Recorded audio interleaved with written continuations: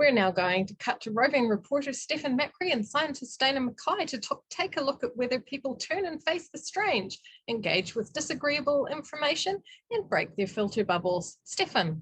We've all heard of filter bubbles and how people don't want to look at information they disagree with. And at a time like this, where some New Zealanders are literally wearing tinfoil hats rather than admitting that COVID is real, this seems like it might be plausible. But in surprising new results from a recent study, we discover that this isn't always true. We have scientist Dana Mackay with us to discuss this. Dana, can you tell us how some of these findings came about? Well, we were talking to people about how they changed their minds and the information they used. We were really surprised when person after person told us they routinely or occasionally engaged with information that they disagreed with on purpose. So, what did this engagement look like? Well, some of our participants did this on a regular basis, like the woman who described herself as left-wing, but routinely read The Economist, to which she had a subscription because she wanted to know what they were up to, or the man who told us he regularly read newspapers across the political spectrum. So, did everyone in your study routinely engage with information they disagreed with? No, of 18 people in our study, only 10 said they'd deliberately gone out of their way to find information they disagreed with.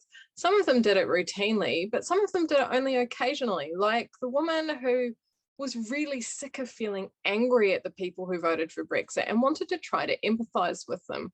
So she did a search for why did people vote for Brexit. Do these findings mean that the filter bubble has finally burst? Well, no, these people are unusual. They understand that they've undergone a view change and they're willing to talk to us about it. These findings just may not apply in the general population. Intriguing. Well, we have some of those 10 participants who kept a diary of the information that they disagreed with that they came across with us today. So let's find out, did they turn and face the strange, or did they just walk away? Welcome participants, and thanks very much for joining us. So what types of things did you disagree with?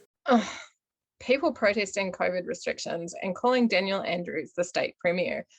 Dictator Dan. Oh, these posts on Reddit that screenshot Grindr and perpetuate stereotypes of gay men as white, toned. It's abhorrent. Oh, originally I thought, well, I've got plenty of time, but he's working damn hard to get a job and he's still got a year in his degree to go.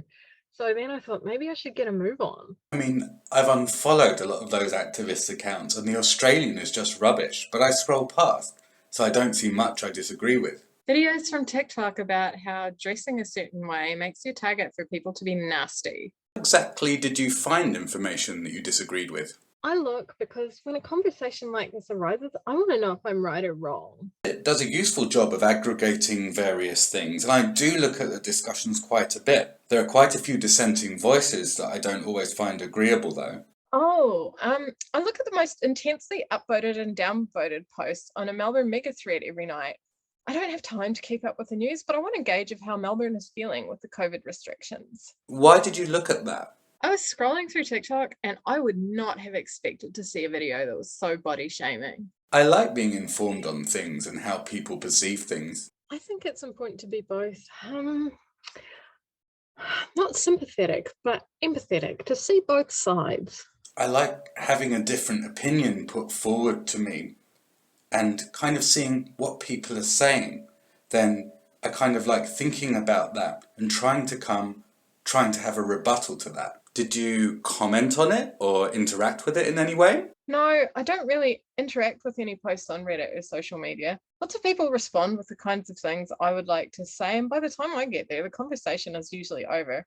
Also, it would mean putting my name out there, and that feels kind of exposing. I usually don't reply to anything. I'll just be like or dislike things if I find them to be something that I agree with or something that changed my mind. Something I find to be total BS, I'll dislike it. I can't be bothered to comment. I'd agonize a lot about what to write. Oh, people commenting on Wuhan and the virus, they kind of just got attacked a lot, and I don't want to get attacked. And I have a different view to my friend. I don't want to make him feel awkward, so I don't post. If I can rebut what they're saying or at least put forward some good arguments, then they might reflect or change their opinion. Or at the minimum, other people will be looking at what the main post is saying, and they'll do what I did and look through the comments, and they'll see this opposing opinion that's contradicting most of what they're saying, and they'll be like, oh yeah, okay, not what the main poster is saying.